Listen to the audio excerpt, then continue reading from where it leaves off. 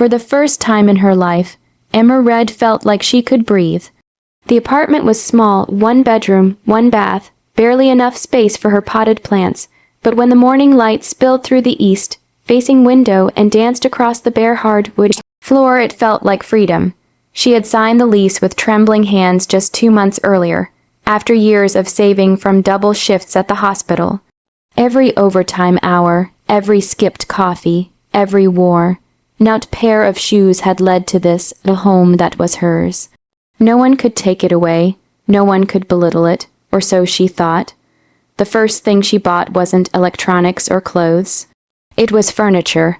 To most people, that might sound dull, but to Emma, it symbolized something bigger: stability, permanence, pride.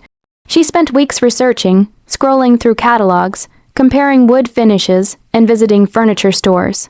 She wanted pieces that would last, things she could grow old with. She fell in love with a custom walnut dining table, handcrafted by a local artisan. It was smooth and cool to the touch, with deep brown grains that caught the light like rippling water. Then came the charcoal, gray sectional sofa, firm yet soft, the kind you could sink into after a long day. The final piece was her favorite, a 4-poster bed carved from maple, with soft beige linen sheets that smelled faintly of vanilla. When she totaled the receipts, it came to $13,800. Her stomach twisted at the number, but her heart swelled with pride. Her mother, Linda, didn't understand. $13,000 for furniture, she said when Emma showed her photos. You could have used that money for something useful, or maybe helped your sister. Emma smiled politely, though her jaw clenched.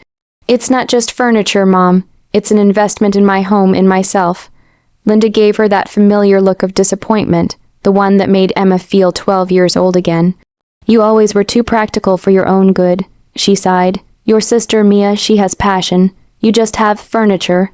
Mia, standing nearby, laughed. Guess I'll come over if I ever want to feel rich. Emma laughed too, not because it was funny, but because it was easier than arguing.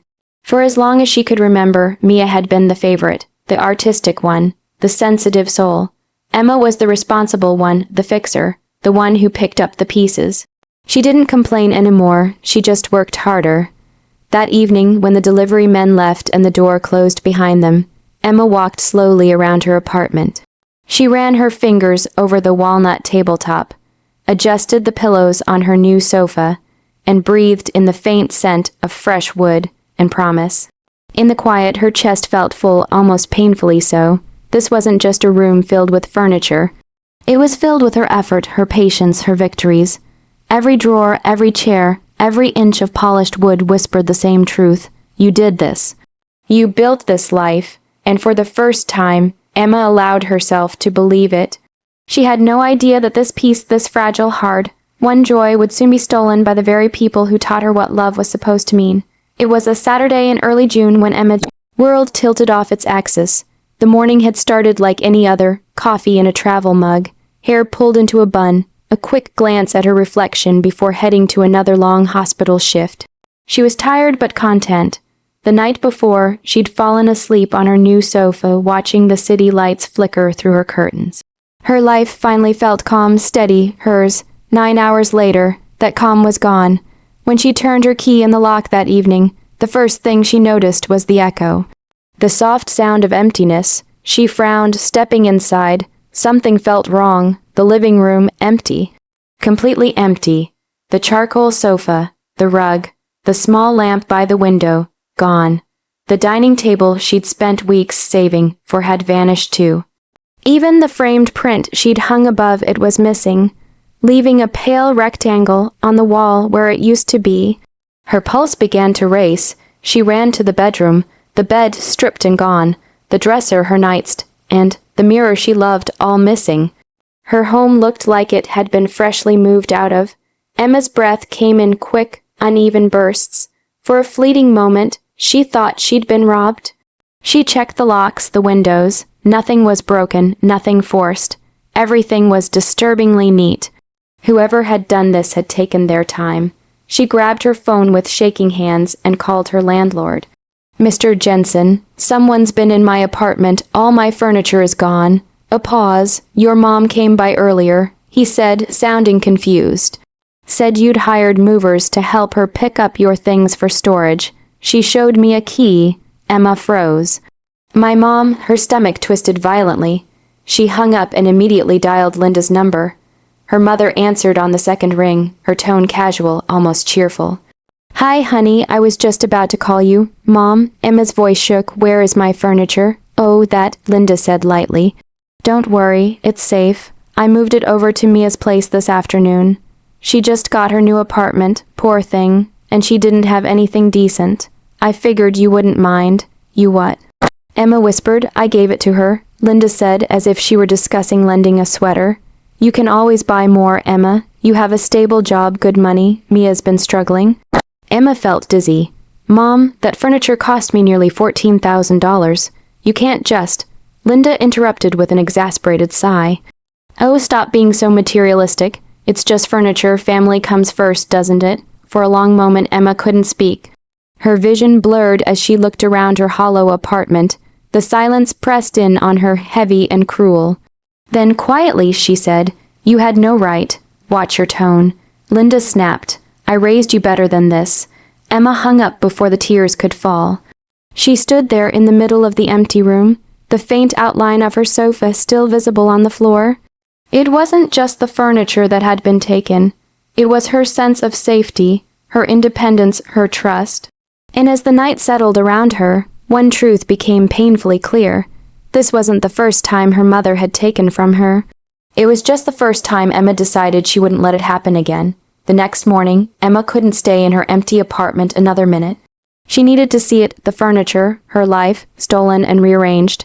She drove to Mia's new apartment, her hands gripping the steering wheel so tightly that her knuckles turned white. Every stoplight felt like an eternity. Every honking car sounded like mockery. By the time she arrived, her chest was tight, her heart thudding in her ears. Mia opened the door before Emma could knock. Oh, hey, she said casually. You're here early. Mom said you'd be fine with the furniture move. Emma's jaw tightened. She stepped inside, trying to keep her voice steady. Mom didn't ask me, Mia. She just took everything. Mia's gaze flicked around the apartment. The sofa, the dining table, the bed, all of it arranged perfectly. Well, it looks great, doesn't it? She said, almost proud. I mean, it's yours technically, but now it's mine. Mom wanted to make sure I had a proper home. Emma felt her stomach knot. She wanted to scream, to grab her belongings back, to shake some sense into her sister, but something in her voice froze. You don't get it. These things weren't just things to me. They were my independence, my work, my effort.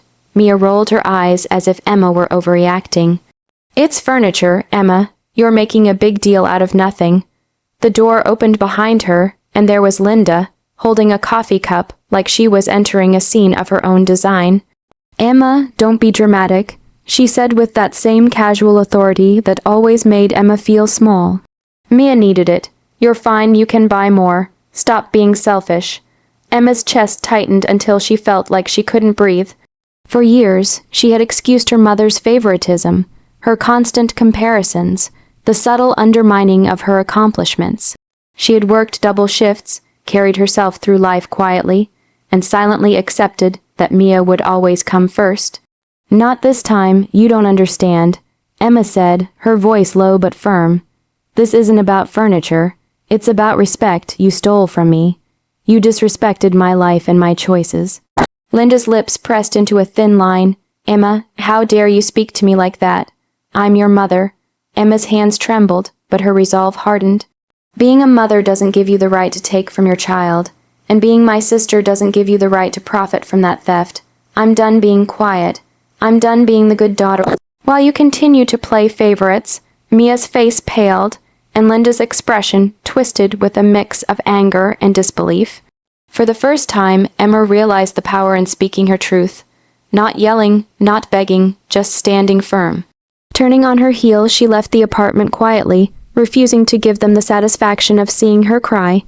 That night, back in her empty apartment, Emma sat cross-legged on the floor. The darkness wasn't comforting, but it was hers. And for the first time, a seed of resolve took root. If her mother and sister thought they could steal from her without consequence, they were wrong. She would take back her dignity, not with anger, but with quiet, calculated justice. For the first time in years, Emma smiled. The breaking point had been reached, and from that fracture, something new, sharp, deliberate, and righteous would grow.